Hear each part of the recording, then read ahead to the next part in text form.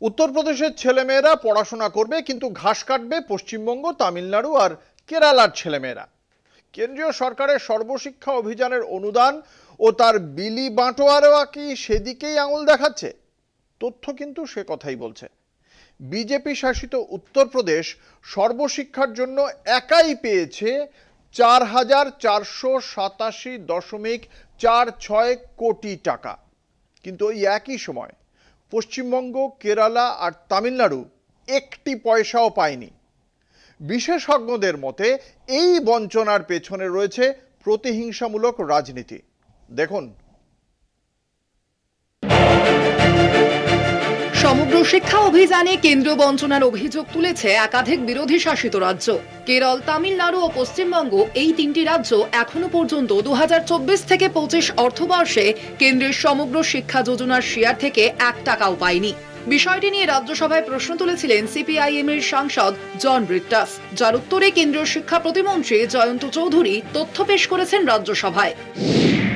পশ্চিমবঙ্গের জন্য চলতি আর্থিক বর্ষে কেন্দ্রীয় বরাদ্দ 1,745.80 কোটি টাকা, তামিলনাড়ুর জন্য 2,151.60 কোটি এবং কেরলের জন্য 328.90 কোটি টাকা।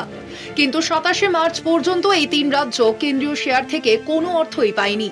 একই সময়ে বিজেপি শাসিত উত্তরপ্রদেশ একাই পেয়েছে 4,487.46 কোটি টাকা, যা দেশের মধ্যে সর্বোচ্চ। সমগ্র দেশের 36টি রাজ্য ও কেন্দ্রশাসিত অঞ্চলের মধ্যে বরাদ্দ ছিল মোট 45,830.21 কোটি টাকা।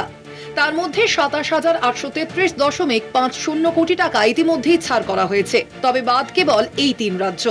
অথচ এই তিন রাজ্যে নথিভুক্ত শিক্ষার্থীর সংখ্যা জাতীয় গড়ের থেকেও বেশি। বিশেষজ্ঞদের মতে এই বঞ্চনার পেছনে রয়েছে প্রতিহিংসামূলক রাজনীতি। সর্বশিক্ষা অভিযান বা এসএসএ শিক্ষার মৌলিক অধিকার রূপায়ণে এক যুগান্তকারী প্রকল্প। অথচ এই প্রকল্পের ফান্ড আটকে রাখা হয়েছে শুধুমাত্র রাজনৈতিক মতপার্থক্যের কারণে, এমনই অভিযোগ তুলেছে সংসদের স্থায়ী কমিটিও। এই পদক্ষেপকে অন্যায্য ও অসাংবিধানিক বলে আখ্যা দিয়েছে সংসদীয় কমিটি। কমিটির নেতৃত্বে কংগ্রেস সাংসদ দিগ্বিজয় সিং। সংসদীয় কমিটির রিপোর্টে স্পষ্ট বলা হয়েছে, এসএসএ কোনো রাজনৈতিক বা এক্সিকিউটিভ স্কিম নয়। এটি 86তম সাংবিধানিক সংশোধনী অনুযায়ী প্রত্যেক শিশুর শিক্ষার অধিকার বাস্তবায়নের হাতিয়ার। জাতীয় শিক্ষানীতিতে প্রস্তাবিত ত্রিভাষা সূত্র নিয়ে কেন্দ্রের বিরোধিতা করেছে তামিলনাড়ু। অন্যদিকে পশ্চিমবঙ্গ, দিল্লি ও পাঞ্জাব সহ বেশ কয়েকটি বিরোধী রাজ্য গত বছর প্রধানমন্ত্রী school for rising India PM Shri প্রকল্পের সঙ্গে মৌ স্বাক্ষর করতে অস্বীকার করেছিল। বিরোধী রাজ্যের মধ্যে রয়েছে কেরলও। রাজ্যগুলির আপত্তি, PM শ্রী প্রকল্পে স্বচ্ছতা নেই, ফান্ড বন্টনেও দেরি হচ্ছে। তারপর থেকেই বন্ধ হয়ে যায় সমগ্র শিক্ষা যোজনার অর্থ ছাড়। বিরোধীরা বলছেন, কেন্দ্র শিক্ষা সহ নানা মৌলিক অধিকার নিয়েও পক্ষপাতিত্ব করছে। কেন্দ্রের যুক্তি, প্রকল্পে সই না করায় আইনি জটিলতা তৈরি হয়েছে।